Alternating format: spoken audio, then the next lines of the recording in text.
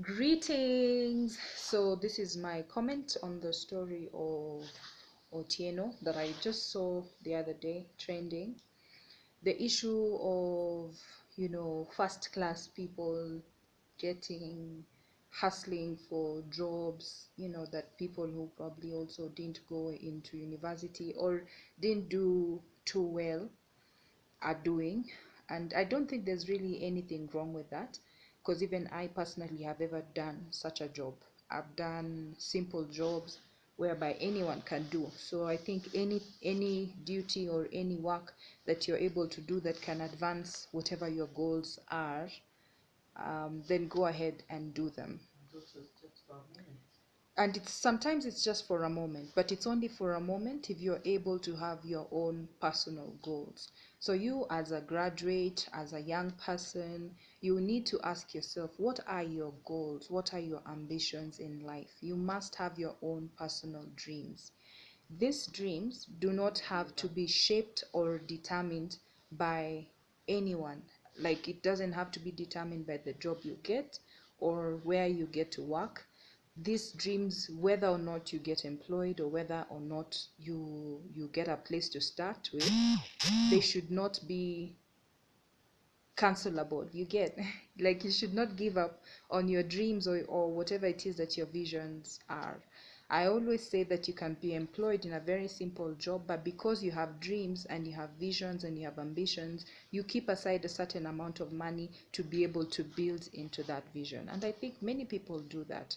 The only challenge is when we become completely incapacitated and we believe we're not able to achieve anything as long as we don't get employment. The reality for many people is many people will not get jobs. And I think the sooner we wake up from that reality now, the better. I know people have been saying, oh, people who are already in jobs are telling young people to start businesses when they're already in jobs. I know maybe it doesn't come from a place of authority if it's said that way, but I personally have been at a job and I've left my job because I was pursuing what I believe to be a great ambition. I'm not saying it's easy, but I know it's worth it than to stick around and start whining and saying, oh, there are no jobs, oh, there are no opportunities. It may take longer, but it will come. But also, I think it's equally as honorable to be able to create that job for yourself. Even someone else will now look at you from outside and said, oh, this person has done A, B, C, D. I can incorporate them into my job and opportunities. And so entrepreneurship, in as much as it looks like, oh, it's such a hassle, it's not. It's actually a very honorable life whereby you get to create that life that you personally want. Because when you go to the job, you do a great job, don't you? And so if you're able to do the same great job for yourself and even more, you actually are able to create a certain reality for yourself.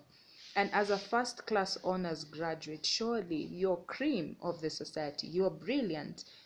The Bill Gates of this world, all these top entrepreneurs, these are people who were in Harvard. They didn't finish school, but they were actually brilliant. So it doesn't mean that just because you are an A student, you're not street smart. Street smartness is something that is a learned skill by everybody. It's just that, of course, for the people who didn't go to university, have had a longer time to practice, and to learn a lot of street smartness. But I think even car washing, like, what is wrong with that? You can scale up. If you are doing a car wash as an A student, you can actually think, well, I can open an entire space where more cars can be washed. Because a lot has been given to graduates, a lot more will be expected out of us.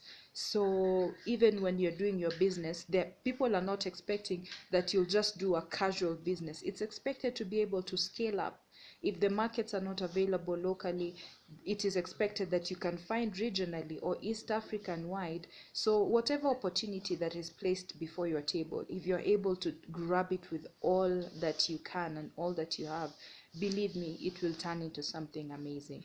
Of course, I'm not really watering down the fact that a lot needs to be done, because I think the society genuinely needs to reward people who have worked hard and studied really hard, I think it does, and I think that person rightfully should claim certain privileges, because studying is also great diligence, and unfortunately sometimes there's no reward. But top students in the past used to really be treated really special and really well.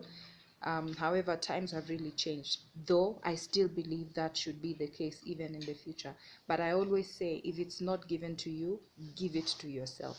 Thank you very much for listening. This is Tai Talk. I'm Esther Nema.